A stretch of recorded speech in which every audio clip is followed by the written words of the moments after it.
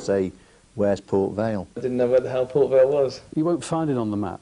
People ask, where the hell is it? Because you'd never know from the name. Nobody else has got a name like ours. There is no such place as Port Vale. Oh yes there is, because here I am, Vale Park, Burslem, Stoke-on-Trent. And this video is the story of Port Vale Football Club. It's a tale of heroes and villains, success and failure, deaths and car parks, ambition and financial crisis.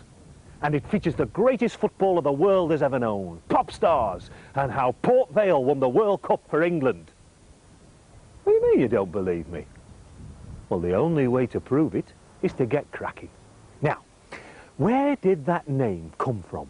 I believe that Port Vale itself is a place name contrary to popular view, because the Trent and Mersey Canal, which was completed in 1777, there were a series of ports along that canal: Longport, Middleport, Westport, Newport, and there are also a number of places with the name Port Vale, such as Port Vale Cornmills, Port Vale House, Port Vale Wharf, Port Vale Street. So, in fact, contrary to popular view, I think Port Vale is in fact a place name. There is another theory. Right here, next to the canal, stood a house called Port Vale House. Now, legend has it that the club was founded here at a meeting held by Enoch Hood. Now, unable to come up with a name for the club, they named it after the house. And the arguments continue to this day. When this name was actually first coined for the football team is disputed. In 1926, when they had the Jubilee, which presupposes a date of 1876, Enoch Hood said that he'd first played cricket in 1875 and then they'd played football in 1876. Now, whether that club was called Port Vale, no one will ever know. Enoch Hood almost certainly played for a team called Port Hill Victoria in 1878. Let's see what we know about them. Port Hill, unsurprisingly, is the hill overlooking the Vale, where the founding fathers lived. And here we are. Ah, what a view! It seems as if the breakaways from Port Hill Victoria founded a new club known as Port Vale. But what hard evidence do we have to support the claim of 1876 as the date of the club's foundation? The club for a long time have accepted 1876 as the date of origin. Now, this is a real curiosity, because in 1926 Vale celebrated their Jubilee, but the first mention of 1876 as a founding date for the club occurred only a few days before the Jubilee took place. Prior to that, it was accepted that 1879 was the founding date of the club. The remarkable thing is that the first evidence of the club in writing occurred in the Sentinel, reporting a reserve team match played on the 16th of October 1880, whereby Vale's second team beat Hot Lane 1-0. And the Sentinel reported the second team's following game as well. And the first team don't actually appear in history until September, 6th of September, in fact, 1882, when they joined the Staffordshire FA. The team, being a nomadic bunch, ended up playing on a pitch over there. What is now Westport Lake. They were sponsored by the local publicans, who realised there was hard cash to be made out of the growing number of paying supporters the club was attracting. Plus, it wasn't so far for the players to walk to the local after the game. In 1882, they join the Staffs FA, and immediately they get a fixture in the Staffordshire Cup against Stoke, which gives them a lot of, well, for the time, publicity. I mean, it's probably the first actual report on a Port Vale game.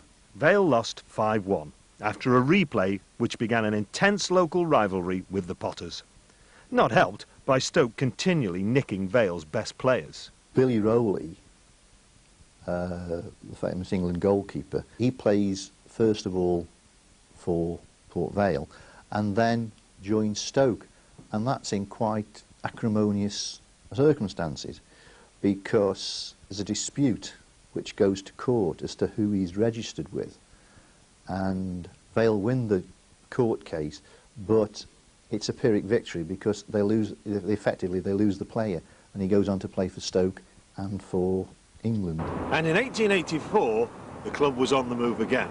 I was always led to believe that one of the reasons for leaving that ground was because of subsidence. It's often been stated that Vale left Westport because the ground subsided.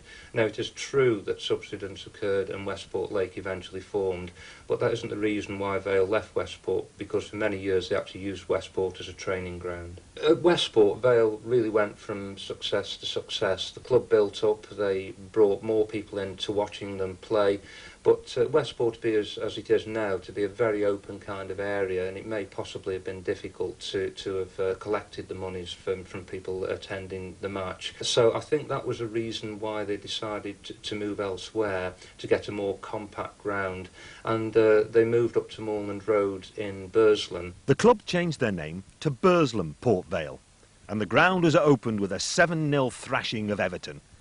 A limited company was formed and directors elected. The players turned professional, and the Vale marched into the FA Cup 5th round in 1886, where they were drawn against Brentwood. The quarter-finals beckoned. But then things went wrong, and it was all down to the pitch. It was known ironically as the billiard table because apparently it was anything but. And it was so boggy that it cost them a result because they beat Brentwood 2-1, but Brentwood protested and the match was ordered to be replayed. The replay then had to be at Brentwood, but the Vale said, oh, we can't afford to go there because they're an amateur club. Apparently they don't charge any admission, there'll be no gate, so we'll scratch. So the Vale moved again, this time to Cobridge. Frank McGuinness, a Scot, was recruited, and his 109 goals helped the club gain a place in the newly formed Football League Division 2 in 1892. Almost as soon as the team enter the Football League in 1892-93, they're fighting a losing battle against lack of support. The problem is they lose their better players because they get attracted away. Billy Beats and Tom Badley go to Wolverhampton within a couple of seasons of each other, and the team just doesn't produce the goods. Now, as a rule, Vale fans don't look for excuses or like to lay blame, but Frank McGuinness went and inconsiderately died just before Port Vale's first ever league football match. A miserable 5-1 defeat at Smallheath. Well, that's Birmingham to you and me. And in December 1892, Sheffield United won 10-0 at Cobridge. Still the record away league victory. Things didn't look so good. In 1896, Vale finished third from the bottom of the second division of the Football League and failed to gain re-election. The finances actually went from bad to worse, and so by the end of November 1896 there was a real financial crisis at the club, and the situation in fact was so bad that they weren't able to afford to fulfil their following Midland League fixture at Heanor Town. So much so that they had to beg Heanor Town for £5 travelling expenses to enable them to undertake the game, which they did, and they lost 7-1, I'm afraid, in this match, although it was instrumental in keeping the club going, and shortly afterwards a resuscitation committee was appointed and Vale's finances were stabilised again. In fact, that year, Vale, despite finishing only 5th in the Midland League, were elected back to the Football League. But the financial problems remained, and after 9 seasons of struggle, the club were forced to resign from the league, and chairman Robert Audley wound up the club in June 1907. The Vale were no more. So how, you may ask, is Port Vale Football Club now playing First Division football? Well, a team called Cobridge Church took over the ground and changed their name to Port Vale, dropping the Burslem reference. And then several Valeites, led by Sam Benyon, bought their way back into the new club. Crafty, eh? Now, this car park isn't any old car park. It's an ex-league football ground car park. No, really. That's where the goalpost stood. And this came when a group of businessmen from Hanley, led by the Huntbatches of Huntbatches store, they were very interested in the club, and offered to put money into it in return for coming on the board and setting up a ground in Hanley. Now, no one had any excuse not to watch the Vale play. You could hear the crowd all over Hanley shouting, and I'm sure that put a few thousand on the gate whenever a goal was scored, because people would rush to the ground when they heard this tremendous row if they were in Hanley Market or in the middle of the town, and husbands would suddenly leave the wives if they were shopping and see you later, duck, and they'd shoot off to the old recreation ground because of this row that was going on that was so enticing. You were part of it. I mean, you could spit onto the players if you wanted to, like, you know. It was a pleasure to go. Oh, there was only one part of the ground that wasn't very good. I used to take the wife with me and we used to sit in the stand. And Brighton came up one year and we couldn't get in the stands. We couldn't get in the town end. We had to go to the far end of the ground where they had little cover. And all the collies used to go in there and they were all chewing the tobacco, and there's the wife in a Saturday best and they're going all round her feet. We were out before half time, she wouldn't stop. Having a look at it, and I thought, well, I don't know, this is a funny place to be coming to play football on, because there was a tracksuit on the stand side, and the track was right down, and look at this is just about 2.5 foot, and then bang, there was a drop of 6 foot down into the terrace, on all steps coming up, and I thought, oh, that's going to put a few wind up a few people when they come and play up here, or probably has. If you go over there, you'd either break your arm unless there was no crowd there, there'd be nobody to catch you. You would hit the concrete. Now, just after the Great War, Vale hit upon a bit of exceptional good fortune. Leeds City were expelled from Division 2 for financial irregularities, and Vale were elected in their place. Vale were back. This also meant renewing the old Potteries rivalry with neighbour Stoke. But in their first ever league derby at the recreation ground, Vale lost 3-0. The return match at the Victoria Ground saw a much better Vale performance, as they managed a creditable 0-0 draw. If you're interested in football, as of course you're sure to be, there's a team I'd like to mention who are making history. It hasn't been all roses, but they've kept plodding on, and you'll admit that they deserve support for all they've done. And now they've got a war cry for everyone to shout, so when you go to see them play, just yell this chorus out. All together, boys, 1, 2, 3, let your voices ring. This is the chorus, so don't forget to sing. When you reach the finish, make the crowd turn pale. Now then, are you ready? Play up, Port Vale. Now, it is a little-known fact that the greatest footballer the world has ever known supported Port Vale as a lad.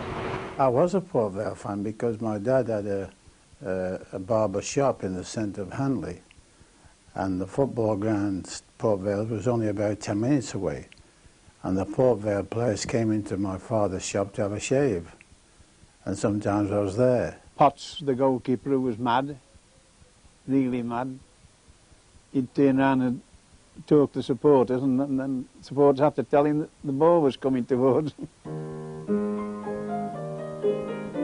This match at Vale Park saw Vale beaten 7-2 in the FA Cup first round.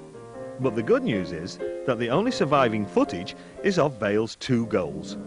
Wilf Kirkham notched both of these, and he blasted a club record of 154 league goals, including 38 in the 1926-27 season, as Vale consolidated in Division 2.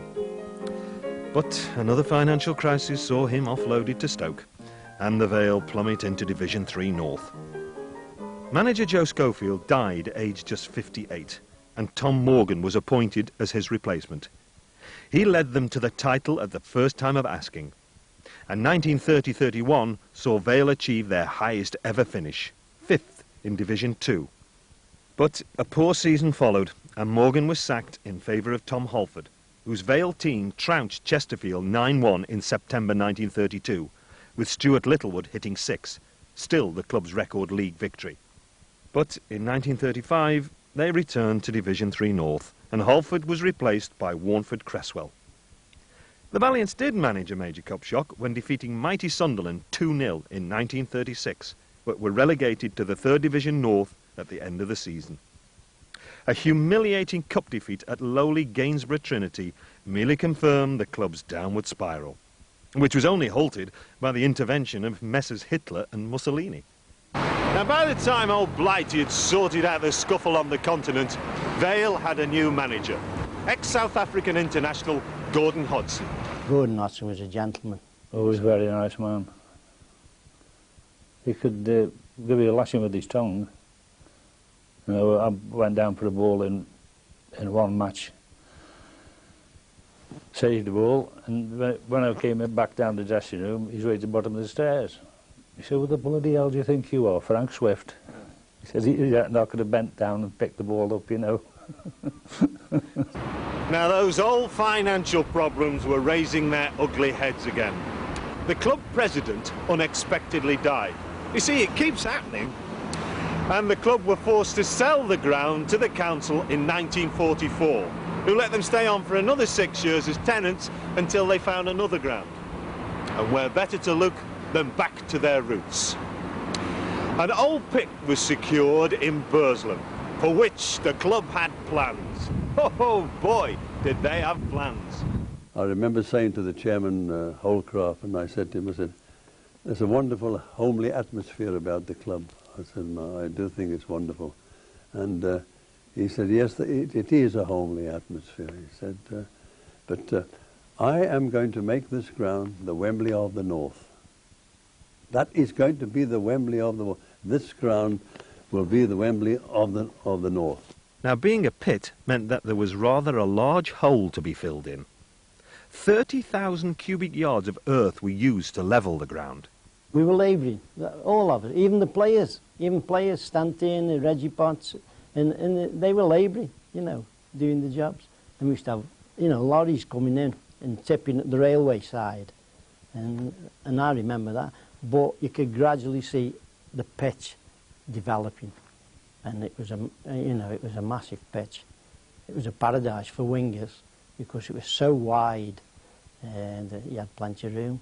But the actual building and the lads, they all joined in and laboured. I don't know whether anybody got paid or not. I mean, I was on the ground staff, so I was getting paid. Whether any of the pros got paid, I don't know. Can't see Shearer and Owen doing that, can you?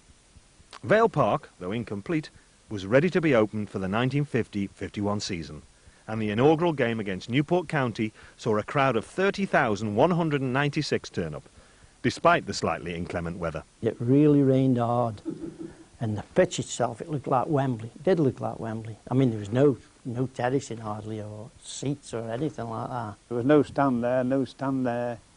There was only, I think there was only that one. And that was a brilliant day, but the result wasn't very good. The standard of the football didn't match the atmosphere, because everybody was on top of the world, our brilliant ground and all this, that and the other, and it was waterlogged. There was 30,000 people stood on black ash, and it was, I remember Walter Aviard, I think, scored the only goal. He went on a solo run through the middle of the field, and he beat about 4 or 5 people, and he put a shot right into the top. As we looked at it, the right-hand corner, the goalkeeper's left-hand corner, and that for the only goal of the match. Vale's fans' hero was local lad Ronnie Allen.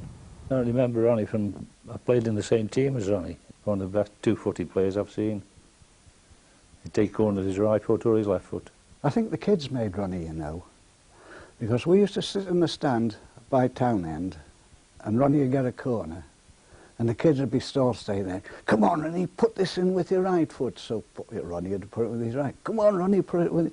If they'd have asked him to put him with both his feet, I think he'd have had a try. Financing the move to Vale Park meant that Allen had to be sold to West Brom for £20,000 in March 1950. An awful lot of money in those days, but he left behind the beginnings of quite a team. There was Mickey Hulligan. You never knew what he was going to do, because he didn't. There was Chunky Steel, a little pocket battleship.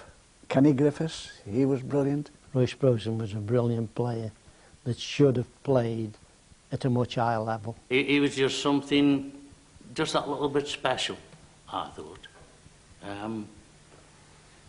He was an exceptional footballer for a start. And I think he would have gone to the top if he'd have been with a bigger club. I'm certain he would. My best pal at Port Vale. We roomed together, we travelled together, we sat on the bus together when we were travelling away. We did the Poland and Czechoslovakian tour together. A hell of a player, tremendous player. With no disrespect to Port Vale, a player, as was Harry Poole, beyond Port Vale's position at that time. Sadly, in June 1951, Gordon Hodgson died. I tell you, there's a conspiracy somewhere. And his replacement, Ivor Powell, was not exactly a popular choice. I detested him. I was never once called by my name by that man. He was used to be a goalkeeper. That's all he ever called you. I did for me anyway. Ivor Powell was a calamity. No good at all. One match I happened to walk across the goal and lean on the goalpost, plays right up the other end. And, in the office the next morning, one of my players leaning on the goalpost, so the match is on. Petty, wasn't it? Not surprisingly, Powell only lasted 5 months before the club brought in ex-Stoke City and England centre-forward Freddy Steel as manager. Now, he was much nicer. He was funny, he's tactically very good, but psychologically, he up there, he was brilliant. I remember Roy Sproson saying to me that if Freddie had told him to walk over a cliff, they would have done it. He just got that kind of command. Freddy Steel to me was light years in front of anybody. People get on about Shankly. Shankly only picked up off Freddy Steel. I mean, the defence, nothing got past them. The Iron Curtain. I had the least goals against away from home than any other keeper in the 4 divisions. I think it was only about 18 goals all season away. And then you got Stan and Rudge, Tommy Shields, Pro and Albert Leake. And you couldn't have had a better defence than that. Nobby used to say, you don't need a goalkeeper with that defence in front of you. They played for each other.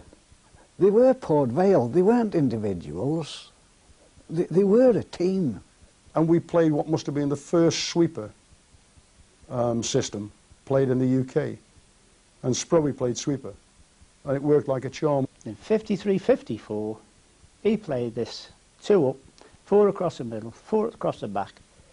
In 53-54. 12 years after, they thought it was a marvellous thing what England were doing in 66. And Alf Ramsey won the World Cup in 1966, employing Nobby Steele's tactics. There you are. Port Vale won the World Cup for England and gave Shankly the idea that inspired a dynasty at Liverpool to boot. Now do you believe me? But visionary and inspirational genius as Alfred was, it also turns out he was a mite superstitious. Come on. At one time, when I was in the side, the sweater I had was an ex-naval sweater, but the neck was across here somewhere. So the lads got to get, Sprowy I think was one, and Tommy Cheadle, he went in and saw Fred and said, Hank's got to have a new sweater. He says, we can't change his sweater because we're having a good run.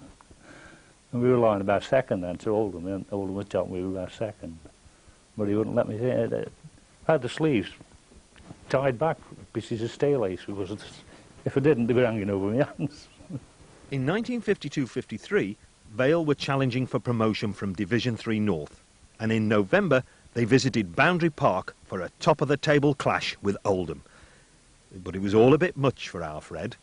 Sitting on the steps in the bath, where he goes into the bath at Oldham, with the towels over his head.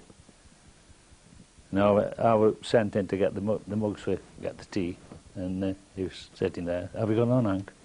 I said, we won 1-0. He hugged me and kissed me, he went mad. That year, promotion was missed by just 1 point. But in 1953-54, Vale strode to the championship with 69 points, only conceding 21 goals. And a team inspired, Vale embarked upon a legendary cup run, beating Darlington, Southport, QPR and Cardiff before drawing cup holders Blackpool at home in the 5th round.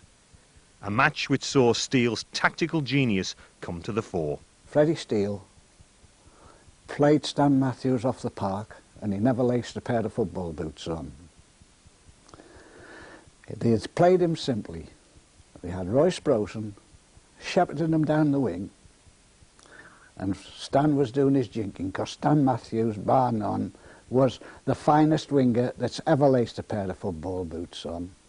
And they had little Dickie Cunliffe coming up behind him, running between his legs and taking the ball off him. And Stan Matthews never got a kick of the ball. And that was Freddy's planning. I mean, to play against Stanley Matthews, even watching him, to me was magic. And to play against him, I couldn't believe it. But we absolutely murdered Blackpool that day. We took them apart.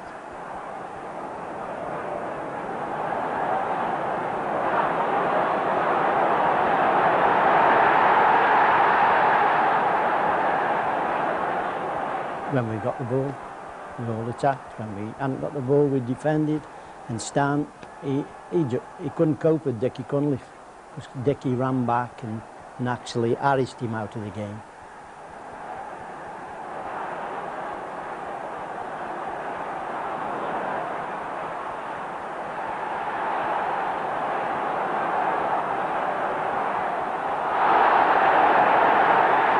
Walked on there. And I remember going home after the game, and Blackpool supporters, it's a bit different than today. They applauded me all along Park Road. They were brilliant, the Vale were that day. And Stan had one of the worst matches he's ever had in his life. A 1-0 victory at Leyton Orient put Vale into the FA Cup semi-final, only the second third division club ever to get there. That season, we didn't think anybody could beat us. It wasn't being big-headed. It was just something that had grown throughout the season, that no matter who we played, whatever league they'd been in, we were capable of beating anybody.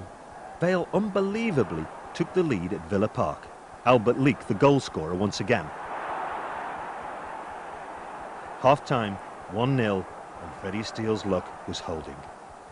Then disaster struck. Ray King and Tommy Cheadle went for the ball, and I think it must have caught Tommy on his shoulder and went in. So it was a bit of a fluke, their equaliser. And then, as everyone knows, we had a penalty against us with about 18 minutes to go. And Tommy Cheadle made a sliding tackle across outside the penalty area, and I was behind that goal. And there was a groove where he scratched through. It was at least 6 or 7 foot outside of the penalty area, and the referee gave a penalty. He did foul him, there's no doubt about that, but it was nowhere near the box. And the unfortunate part of it was, the man who scored the penalty, and Ray King got his fingertips to it, was Ronnie Allen, our hero.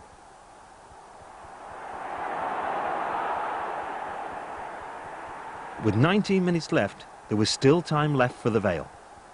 I remember picking the ball up, taking it through, and I slipped this ball, and Albert Leek, I don't know where he come from, and he absolutely, how he scored, I'll never know. It was a tremendous goal.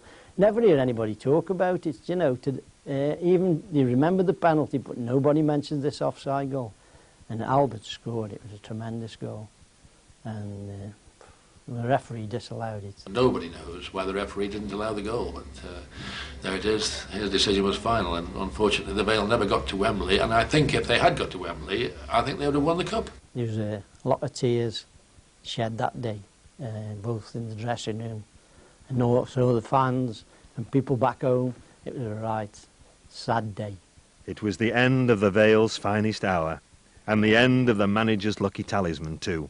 He'd wore black and white socks, the Port Vale socks. He'd wore these socks for about, well, all through the cup run. I don't think he'd changed them. And after the game, he'd come in the dressing room and nobody said anything. And he took his socks off and he threw them in the skip where all the dirty, you know, where the sweaty shirts and everything was, all the kit. And he threw his socks in and said a few choice words as well. Anyway, after that he gets in the bath. We all get changed, nobody's saying anything, I mean, you can just imagine. So anyway, we're all getting changed there, getting ready now for go home. Freddy comes, puts his clothes on, and he's got no socks. Well, he's got to go in the boardroom. He's got to go in the boardroom after the game.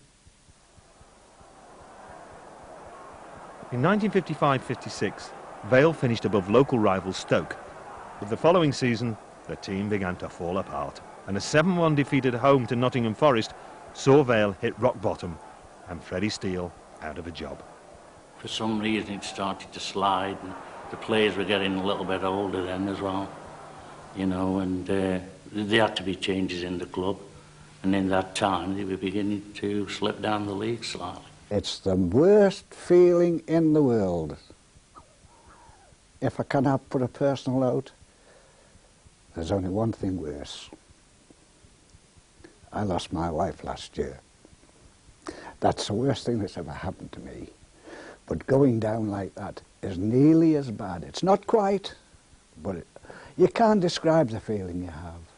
New manager Norman Lowe could not stave off relegation, nor stop Vale being placed in the newly formed 4th Division in 1958. The 4th Division. Things couldn't get much worse. But a turning point was just around the corner. We had a lot of, say, 9 local lads or 8 local lads in the side, which basically we grew up with. Terry Miles and Harry Poole had both gone to school with me. Stan Steele was a local lad that I knew quite well. I mean, Albert Leake at one time, we played in a game at B against Darlington. This fella's done me from the back. And because there's no sub, so he strapped me up and I'm out in the second half, and he says, next corner up, you do a runner, go crisscross in other words, and Albert's just put him out altogether. Done him altogether. I thought that was brilliant. And that was like senior pro looking after a junior pro. That competitive edge led to the Vale winning the first ever 4th Division championship, with 64 points and 110 goals scored. To win the 4th Division, to me, was great, because, like I said, it's the first. Anybody can have the second. The season's highlight was an 8-0 thrashing at Gateshead. I think everybody on the field was scoring by me. I tried everything. I missed this, I missed that, like you do have some games. And everybody, and my mates behind me are having a go at me. It continued raining goals in the 3rd Division as Vale embarked upon yet another cup run. This time drawing a record 49,768 crowd to Vale Park to see Aston Villa in the 5th round. I had to leave home early that day because I got to get the bus to the ground. We didn't have cars in those days. And obviously 50,000 being there was terrific queues for the buses. It was a bit of a struggle to get here. Absolutely superb atmosphere. Probably one of the biggest crowds that's ever been on Vale Park. Beautiful sunny day. Well, we'd taken the lead in the first half. I think Jimmy Dugdale fetched myself up at the... I was playing centre forward that day. Brian Jackson scored, winning 1-0 half-time. And Villa at the time were a very big side. And I think they just probably overpowered us a little bit, and Peter McParland equalised. Their right wing come on the diagonal run, and he hit a left foot shot into the goalie's top right-hand corner for 2-1. And we didn't deserve to lose. There was a bigger gate than that at Port Vale in 57. That's a recorded gate. The biggest gate that was ever at Port Vale was Liverpool in the Cup. Because they come down with scaling ladders and scaling ropes, and they come over the top of the gate, and the stands and the paddocks were all packed, and the running track, you know, the width of the running track, that was nearly full of people sitting on the ground. I never paid. I never sent it after. That's another thing. That game was the result of a famous 0-0 draw at Anfield in 1964. By this time, Norman Lowe had resigned and Freddy Steel had returned, complete with superstitions. The Kop at Anfield was notorious for intimidation of opposing teams. So Fred decided, in his wisdom, to charter a bus, pile the lads on the bus, and away we went to Anfield. We'd all look round the ground and stood in the middle. He says, lovely pitch this, isn't it? I said, oh, it's great. It's not as good as Vale, is it? So we look and, no, it's all right. not as big, is it? No, you're right, they are. Said, the only difference is, you know, the divisions. They've got 11 players, same as us. You know, and he just brought us up from feeling right down to like on an eco, you know. We went to Liverpool on the Saturday, and it was a hell of a game. We should have beaten them probably 1-0. They might have beaten us 1-0, but it was a really sort of an exciting, typical cup tie.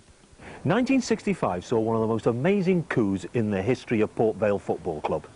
No, in the history of the game. After being relegated back to Division 4, Freddy Steel left the club, and the Vale managed to secure the services of one Sir Stanley Matthews. Can you believe it? No, no one could. I would have thought it was quite exciting to think he was coming with Jackie Moody. I mean, Jackie Moody was a player at the time.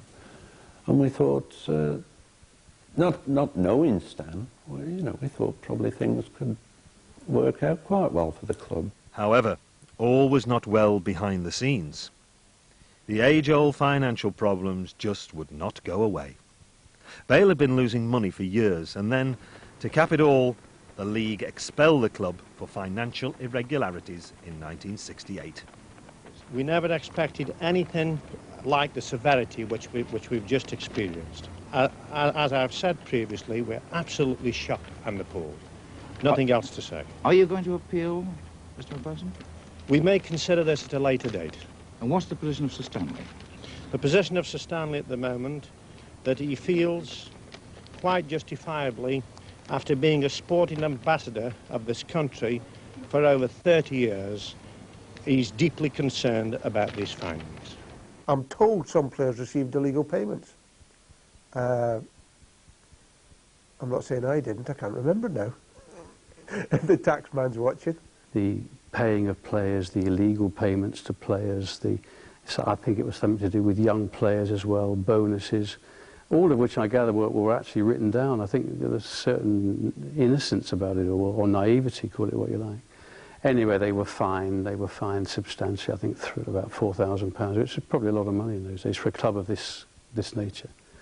And were expelled from the league. My father was on the board at the time, so obviously I can remember the tremendous amount of publicity that went on at the time. I think that the club were very, very unfairly treated at that time, and the reason I think they were unfairly treated was the fact that Stanley Matthews was the general manager of the club.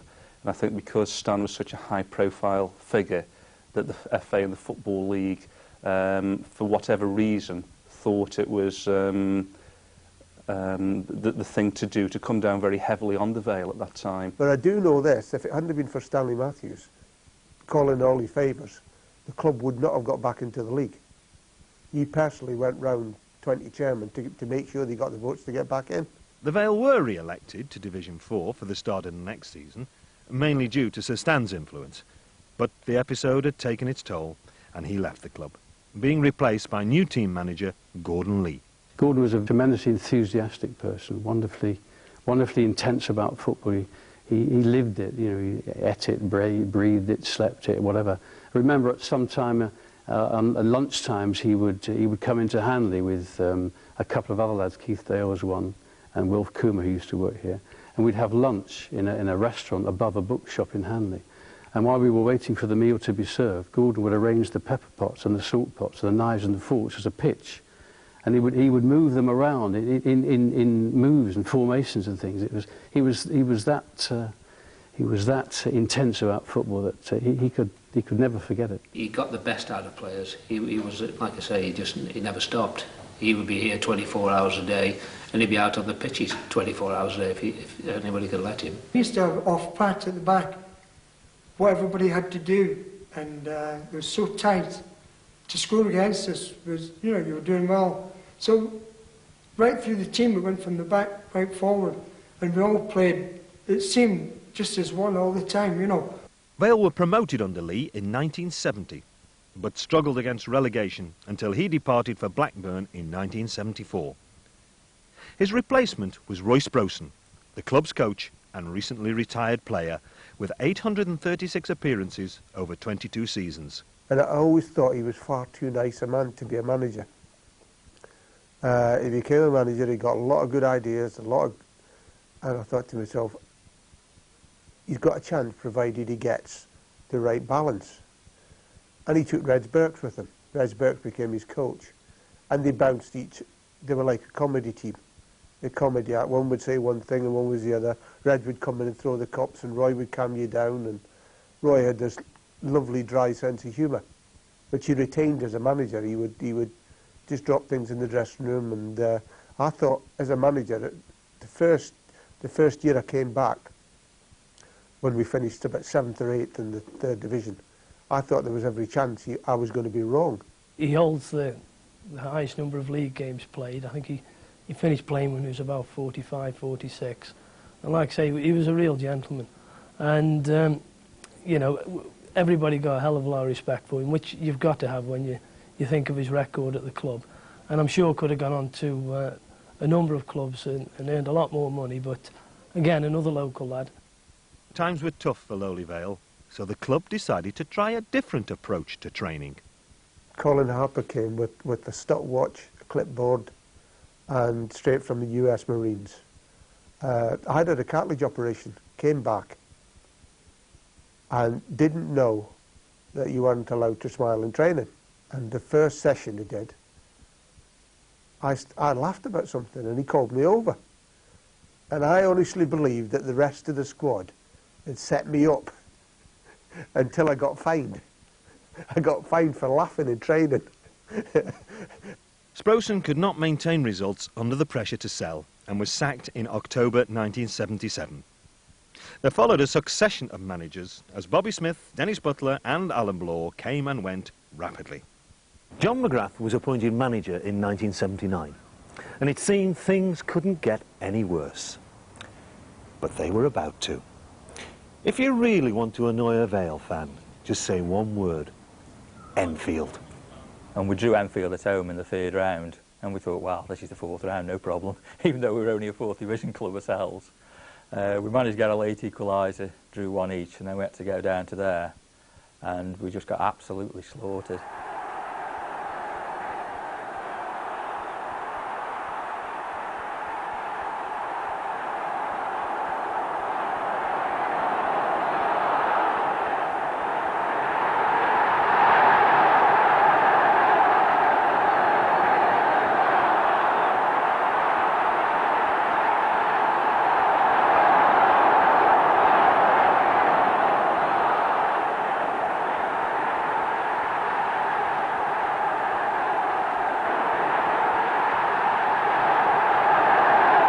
If it was ever set up for us to lose, it was that night because we were on a hiding to nothing. I mean, it was 3-0, it could have been 9. A horrible night, and I mean, that was, you know, that was perhaps one of my lowest ebbs, because I don't think I'd ever been beaten by a non-league club as a league player. And by the end of the season, Vale were teetering on the brink of finishing in the re-election zone of the 4th division for the first time in their history. Our games had actually finished, the Vale's game, so we went to watch Rochdale against Hereford. And if Hereford had won 3-0, we'd have had to seek re-election. As it happens, Hereford went and won 2-0. They scored 2 fairly early goals, so I believe. But they couldn't get any more. So they had to seek re-election instead of us. And at the end of the game, there was a few Vale supporters there, and we ran on the pitch and braced the Rochdale goalkeeper for keeping it out of the re-election zone. I think we served up a lot of trash over for a couple of seasons while we're trying to get our feet going, but it all changed in '82 for me. 1982 was the year that a young Mark Chamberlain came to the fore. I remember feeding him a ball on the halfway line at Huddersfield, and he just got the ball, turned his full back inside out and ran at people for an eternity, and drifted past about 3 people, cut inside the left-hand box, and I was standing right behind the line of it, and he hit a magnificent left-foot shot that went right in the top corner, and I thought, well, I've not experienced this before from a Vale player, and that was really the start of things. You know, Mark was wonderfully exciting, and I think everybody in the side was looking to give Mark the ball because we were hoping he was going to try and do that. Chamberlain was the result of the policy of developing local talent implemented by McGrath and his newly appointed coach, John Rudge. Immediate dividends were reaped with a promotion challenge in 1982-83, which saw the Vale back in the 3rd division. things changed, the training changed. Players started to come to the club, bad players were going. They changed it round well. And that was the rise of Port Vale, I think. McGrath was a character, to say the least, and used to indulge in the odd publicity stunt to help the club out financially too. And occasionally went after players he knew he didn't have any chance of getting. I won't mention this player's name because it's embarrassing, but he went after a player at the time to hype season tickets. And John came back into the office, he said, "I've got a problem." I said, "What's that?" He said he wants to come. Go on, tell us who it was. No, I can't tell you who it was. No, I don't think John even mentions it in his after-dinner speeches. And the player didn't, the player said, I've got a problem. He says, "I'm going to tell the board." I said, "You'll be okay, 2 of them will faint when you tell him how much he wants." And he was great at that. I can't understand to this day why that went wrong. But wrong it went. The club had to sell the likes of Chamberlain to balance the books. And we're on the end of some right hammerings in Division 3. 7-0 at Burnley. McGrath was sacked. Things looked bleak. Until the chairman had a flash of inspiration. Jim Lloyd, who was the chairman, was absolutely convinced John Rudge would make a top-class manager. And I had my doubts, because he's a lovely man. And I just wondered about the hard bit of football, being a manager. John had worked exceptionally hard, and it was something which that was my opportunity, but obviously it was something that I wouldn't have liked to have taken the job in those circumstances. And it was a case of really me just taking over for a certain amount of time, but then with the possibility that I would take over full time. I don't think John was obviously wasn't used to the idea of being called boss, let alone manager, and he was trying to fit into that. But we did a bit of a revival, but we were so far behind everybody else that it was catch up, and every time we won 2, somebody won 3, and we just couldn't make the gap. Relegation again, but Rudge rebuilt, and another successful promotion campaign was mounted in 1985-86. The 85 team for me was one of the best teams I've played in, because we got a real good balance in the side. We went on a run of, I think it was 18 games that we just felt as though we couldn't be beaten. Still there, and that's it, number 1 for Port Vale. This time, Vale's assault on Division 3 proved more successful, and a 6-0 trouncing of Fulham at Craven Cottage saw Andy Jones notch his first Vale hat-trick. Chipped in. Oh, and it's Andy Jones, and that's his hat-trick. Andy Jones is the first player really that I bought, which really did exceptionally well. We sold them for over £300,000 to Charlton. The first of the signings which did exceptionally well for us, and we sold for a lot of money. I think John Rudge brought in a quality of player that we hadn't been used to at the club, and that's with all due respect to players who have been here previously. And certainly out of that crop, it would be remiss of me not to mention Ray Walker, who I always confess to being my all-time hero. And I think that from the moment Ray arrived here from Aston Villa in 1985 or 6, if you plot the club's progress subsequently from that, it is a tale of virtually unmitigated success. Success, Port Vale, yes, you'd better believe it. And it all hinged on one game at home against the mighty Spurs in the 4th round of the FA Cup in 1988. The noise was definitely coming out of the dressing room. I think everybody was queuing getting the toilet before we actually ran out on the pitch, and that was a magnificent sight to run out on a pitch. Vale Park was full. It was a great occasion. I don't think Spurs actually fancied it. The pitch was rather heavy, and really you could tell when they came up the tunnel that they were not really up for it. They didn't really fancy this contest. Myself and my partner in crime, Bob Hazel, we were playing at the back, and Clive Allen was up front, and a ball got played to Clive's feet, literally on the halfway line in the first 5 minutes. Of course, you couldn't do it these days because you get sent off, but me and Bob always had a go where one of us would have a go first, and then followed by the other centre-half. I clattered into the back of Clive Allen. It wasn't a dirty tackle, it was just a hard tackle. Got a little bit of ball and a lot more of him. And he went spinning down into the mud, and he landed virtually, I don't know how it happened, but he landed by Bob Hazel's feet. And as I was picking myself up, I can virtually see Bob now with his finger on Clive Allen's nose and saying, "You'll be getting that for the next 90 minutes. And Clive just went white as a ghost. And consequently what happened, Clive Allen went to play on the right wing, which suited us because me and Bob had got nobody to mark, and it became it was a piece of cake, really. Sproson. Good ball. Riley didn't quite keep his feet. Here's Ford, and Splay waved on. This is Walker. Yes! Oh, Ray Walker! Brilliant! Tottenham's defence had been pulled ragged. Come off sort of their defender and dropped down in the mud, and I just followed up play, just knocked it in front of me and just hit it. He just managed to go in the top cornerish. So yeah, it was lovely, nice goal, and got everybody going. It was a great start, and the start we needed really. And it's dropped for Beckford. Yes, Sproson! It's 2-0! Oh, again, Tottenham were all over the place. They just didn't know how to cope. Walker's free kick. It was mayhem in the penalty area for 10 seconds, and it fell invitingly for Phil Sproson. Well, it was Sproson who jumped as well with the keeper. Beckford might have put it away. Attempted clearance and up into the top corner. It's 2-0. It's absolutely crowded. Oh, and there it is! Rudge. That's made amends. And that might yet help Tottenham salvage something here. And we've played over a minute of extra time.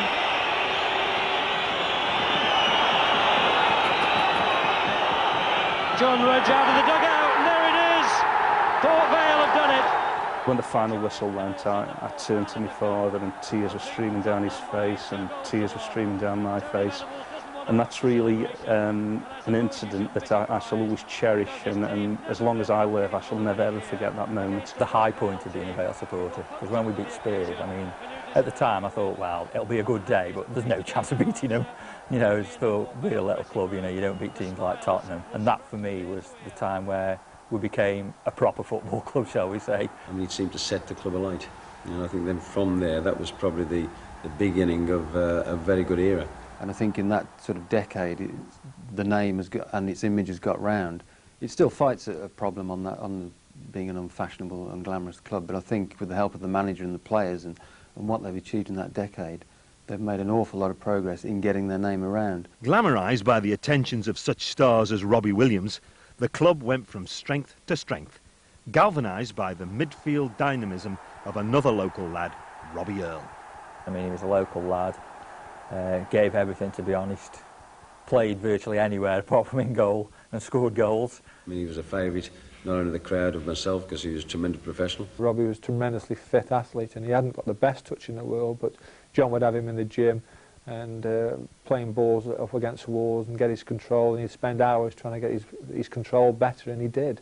Vale's rise continued unhindered to the Division 3 playoff final against Bristol Rovers in June 1989. It was a great occasion really for us. We've got Bristol Rovers here. We'd done pretty well when we went down to Bristol Rovers and brought them back here. And I can remember the goal now. It was a corner, and Beckford's got a little flick on, and Robbie Earle's come in there and planted in the back of the net for us. No, it was a tremendous day for us, that. That victory put Port Vale back in the second division for the first time in 32 years, and also back at the same level as their arch rivals, Stoke City. I remember playing the first derby at Stoke. I mean, it was full house. I think it was 28,000 capacity.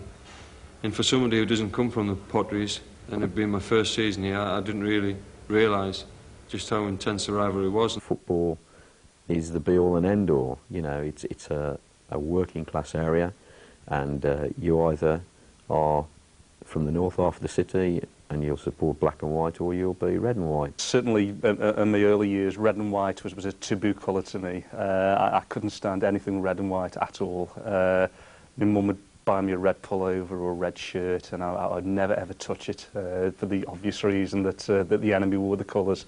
And I well recall that time at the dentist when I had to have some teeth out, and I think, you know, for a young lad, I'd been comparatively brave on the day. And once I got outside and I was mopping this blood up, and I suddenly realised that my handkerchief was red and white, that was an absolutely horrendous thing for me. I just never thought we'd be on the same level as them, to be honest. I always thought we'd always be below them. But since when we got level with them in '89, We've been on a par and above them on occasion since then. The highlight of my time supporting the Vale, without a doubt, would be knocking Stoke City out of the FA Cup on that famous night here.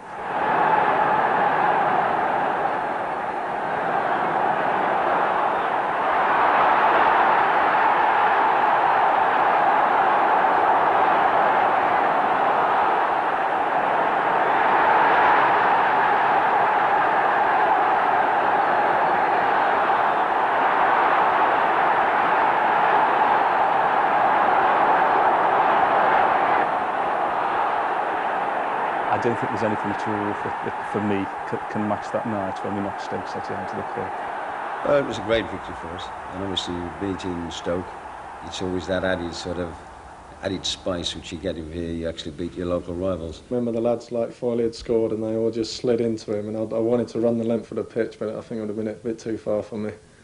Now that game was in the FA Cup first round, as both clubs had managed to get themselves relegated in the early 90s.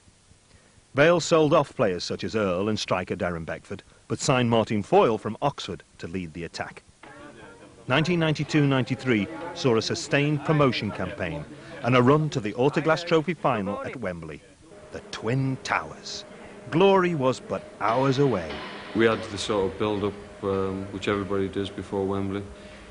Obviously it was a day out, but at the end of the day we wanted to win the trophy because the club had never won a trophy before, and the manager was particularly keen that we were going to go there and win. For the players, you could tell the smiling faces and that, you know, and arranging tickets for the family. That was great. It was a great day. It's like a family day out, that Autoglass, and it was an absolutely fantastic day for us. You know, there's a lot of adrenaline flowing, and it does give you a particular buzz. You're looking out and you're seeing all the flags, and you're seeing that the smiles on people's faces that they're so pleased to have got to Wembley. And we brought that many that week that, you know, it was a great atmosphere for us. A lot of us had never played at Wembley before, and it's always special in any competition to play there. And for Port Vale, it was a tremendous day.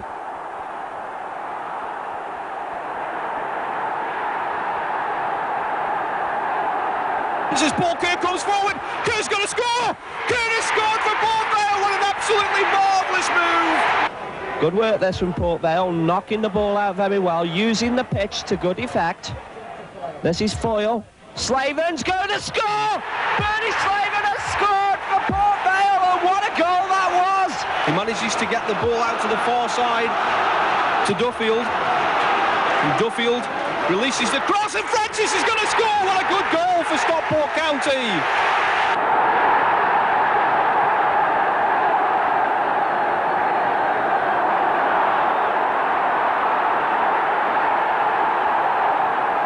For us to actually beat Stockport on the day, OK, it was the Autoglass and it wasn't the FA Cup, but it meant as much to us and the supporters as any competition that you know, we ever enter. Winning that game was just like winning the FA Cup. I mean, we were all thrilled, and it was one of the highlights of my stay at the club, and something that I'll not forget.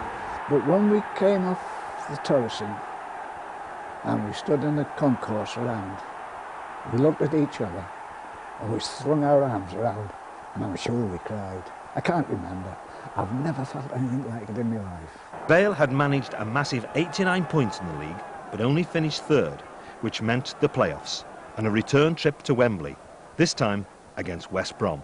Everybody was hoping, can we do it the week after, because that was in theory more important. We'd beaten West Brom twice. They were a decent team, but we'd beaten them twice, and we were confident we could beat them again at Wembley.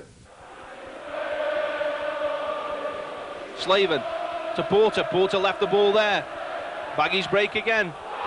And this is a great ball forward for Bob Taylor, and we've seen him score these all season, but what an important challenge. He got the ball, Tone. Well, they didn't see anything wrong with that at all.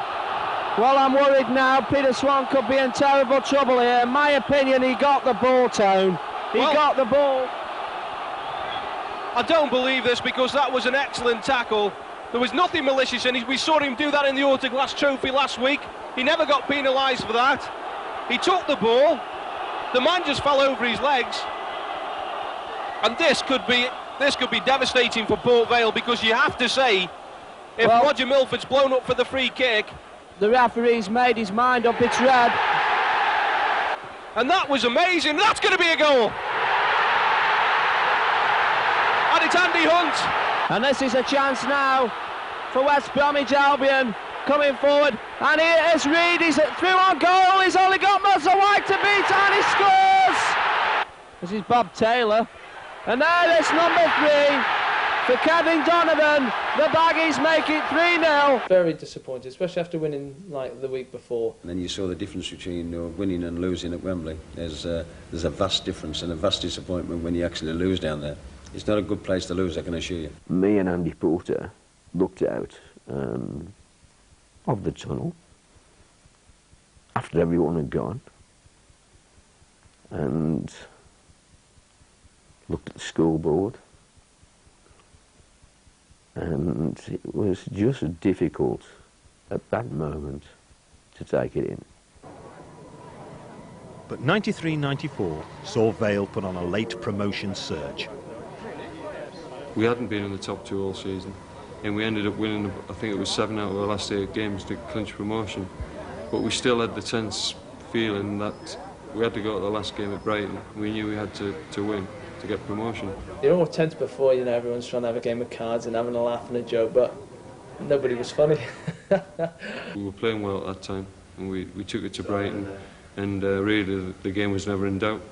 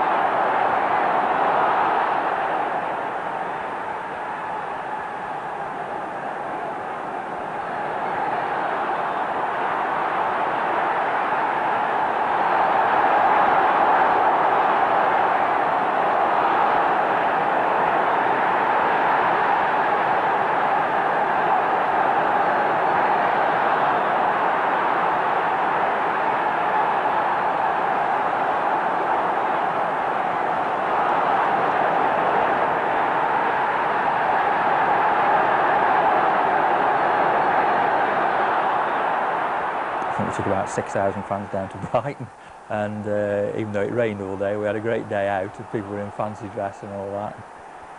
That was my best day in my career, the 3-1 win at Brighton. The elation then was brilliant, no feeling like it.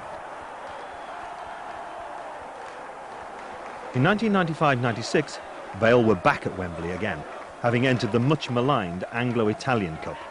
En route, they faced Perugia in Italy. And Vale went out there, and it was a crazy free-scoring game, which they won 5-3. Super game to watch. And to beat an Italian side in their own backyard, albeit in a competition like that, was some achievement. And I remember going back to the hotel afterwards, and we were serenaded by a group of local Perugian prostitutes as we got back to the hotel, who'd obviously heard there were some foreign footballers in town. Anyway, we were all in the hotel, and curiosity got the better of a couple of players who shall remain nameless, and they popped out for a closer look. But they were back within 2 minutes, looking rather ashen-faced. And one of them explained that at least one of the prostitutes had bigger genitalia than he had. So needless to say, after that, the doors were bolted pretty fast. The actual final, Genoa were just superb, to be honest. I mean, they were 5 up against us at one stage. Yeah, we got murdered that day, to be truthful. I mean, I felt that they played exceptionally well. Genoa were a good side, a good footballing team. And it was a nice day out, if you like to be in a situation where we went to Wembley. People don't realise how good Genoa are. You know, they would have given the top teams in the Premier League a good game, and that's no joke. It isn't that Vale played badly, but they were just so quick and so good, skillful. It was just a good game to watch, even though your own team was getting pasted. But we managed to pull a couple back late on to worry them a little bit. Lovely ball off Ian Bogey. Foul! It's on the net! Fantastic this afternoon here at Wembley. Well, it's in there! But the FA Cup exploits continued with the defeat of holders Everton at Vale Park in a 4th round replay in February 1996. Back in the centre, good run on by Ian Bogey. Still Ian Bogey, fires a shot, that's in the net! Ian Bogey, 17 minutes gone! Graham Stewart Chance to one each, and he has. Got 2 men through and Stanley. Scott to score! Yes, yes he has! The goalie's got a goal! The Everton replay at Vale Park was the best team performance that I've been involved with. Because not only did we win 2-1, I felt that that particular night we could have won by 4 or 5 goals. The wingers, John McCarthy and Steve Guppy, ran them ragged, to be honest. They were really good that night, and I believe Steve Guppy had to run to the ground because he was stuck in traffic to make it with a kick-off. So he ran 2 miles before the match even started. And then Arsenal, on course for the double, had a scare at Vale Park in a third-round replay in 1998. Very much the same way here tonight. This is Anelka wearing the gloves for Arsenal, and this is Bergkamp now, curling one. Oh yes, that's the goal Arsenal were wanting, and it's Dennis Bergkamp again.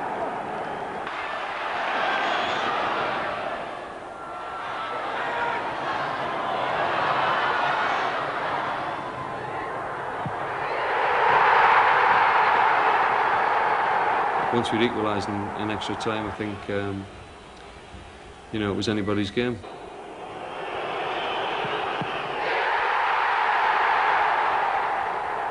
And then when they'd missed the first penalty, we thought, this could be another giant-killing act for us. But unfortunately, we didn't manage to get those penalties in the back of the net, and we've just failed at that at the penalty shootout. They never blame anyone that misses, because at least they've got the bottle to take it. Arsenal went on to win the double, but they couldn't beat us over normal time. But poor league form saw Vale struggling to retain their lofty status. A late revival left just victory at Huddersfield on the last day of the season needed to ensure another year of First Division football. It was very tight. We hadn't had the greatest of seasons, and it came to the last match at the end of the season. We scored early, and we went from strength to strength, and once it went to 2-0, I think everybody felt we were going to do it. 2-0 up at half-time, 3-4-0 up, I think, by 80 minutes. So, you know, even when we went 3-0 up, there was no way they were going to come back. So I think, like, the last 20 minutes, the lads just enjoyed it. Vale's emphatic win was made all the sweeter by the sad relegation of Stoke City. And for us to actually stay up and them go down, obviously, for our supporters, would be the added bonus. Well, yes, results elsewhere did help, yes. It was a good week at work the next week, I must tell you. To many, this unprecedented success is down to one man, John Rudge. When the history of the club is written, that John will obviously go down as the greatest manager the club's ever had. His record of buying and selling players has really kept the club going throughout the years. He's revered in the game by a lot of people, and I don't think the fans always appreciate of what the man has achieved. He's the best manager in the world. Can't say too much about him. The guy can run a football club on the money he runs on. He can't be doing bad, can he? John Rudge should be running the country, never mind the Vale. But I also think that John Rudge is blessed with that talent of being a lucky manager, because whenever the Vale have been up against it, they've needed a result, they've always got it, and that always isn't down to good play or good team selections. You have to have a good slice of luck. The ball can hit the crossbar, it will come out, you can go in, you can win the match. You've got to be in a situation when you say lucky, you've got to work hard, exceptionally hard. And I don't think that I could have worked any harder to make myself lucky. As a reporter, he's never put the phone down on me, never refused to speak, he's always been accessible. And I think that transmits itself throughout the club. And, I mean, his character and that of his coaches goes a long way to explain why the spirit has been that good in the dressing room. Wembley of the North it may never actually have been. But despite scarcity of funds, Vale Park has undergone quite a facelift over recent years. You know, in my early days here, when we've had to go out and beg boxes of nails to do repairs because the club had just absolutely got nothing at all, you know, and to look around now, I'm probably sorry I never ever got a camera in them days, because I don't think it's possible to describe in words just the amount of change that had been done. It was a shambles, to be truth. I can remember sort of when John McGrath and myself came here. I mean, John and myself did the dressing rooms out, painted the shower room out with the apprentices, and there's no comparison now. I mean, the chairman and the board of directors are doing exceptionally well in that, in reconstructing the ground, and made it a much better place. There's no question about that. So, I mean, it's something which we're all very proud of now, and when we get the new stand to complete it, I think it'll be something which everybody will benefit from. It's obviously the biggest project that the club have ever undertaken. It's going to be a massive development, but it's a development that we have to go ahead with and we have to complete. Certainly from a corporate hospitality point of view, we have got to have the executive boxes that this development's going to provide for us. Also, we're going to have extensive banqueting and conference facilities, which are going to bring a lot of money into the club during the course of the year. And our aim is that when the stand is up and built, besides being a tremendous focal point for the club and being a super thing to look at, it will be a self-financing project. And when I look through at the stadium now, and look at it when I walked through the door perhaps 20 years ago, and I look at it now, you know, it does bring a bit of a tear to your eye, really, because it's phenomenal, the job that they've done. My dream is to see the club in the Premier League, and that's the thing that we've got to hope for, and that's the thing that we've got to dream about. That is probably a pipe dream, although I thought getting to the First Division was a pipe dream, to be honest. I think the hopes are that you get in the playoffs. I think if you don't set your sights high, then you've got no chance. The club has been in relegation battles over the few years. We don't want that again. But as I've said to you, it's a very tough league, lots of big clubs in there, and they spend lots of money. At the moment we're doing a brand new stand.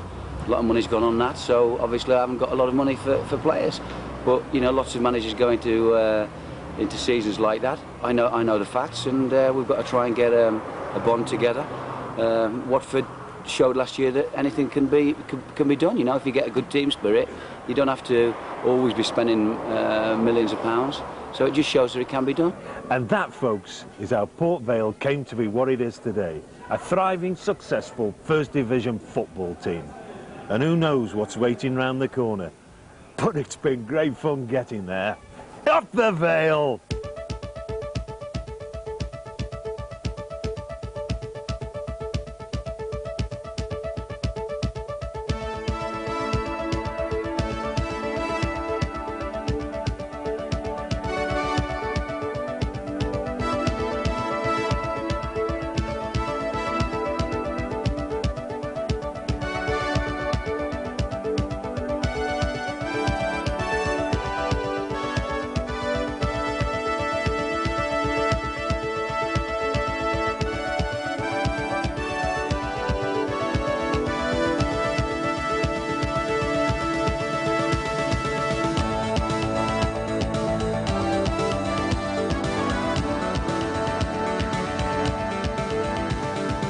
When I think about Port Vale, I think about the people who support them. The people who support them to be are absolutely loyal and steadfast. They are tremendous supporters. I mean, they are the original diehards. They'll be there come rain or shine. I've been coming for 45 years, so it must be all right up here. You've been a lot. Life and death. They're brilliant! I've been in love with the Vale now. Hey, you got loose since 1924, when I first learned to read, and then I've watched them since 1932. I'd rather come watch the Vale and have a good bonk, I tell you. Over at that. You're not just a Valeite, you know. You've got to have faith. You've got to have belief, and you've also got to say your prayers as well. It isn't a football club. It isn't a football team. It's a family. It just meant everything to me, really. Yeah, I love the place. Love the place. Port Vale will always have a special place in my affections. Yeah, I love it. They're a great club, there's no question about it. Thinking of Port Vale, you know, it's very emotional for me, and I love the club to death.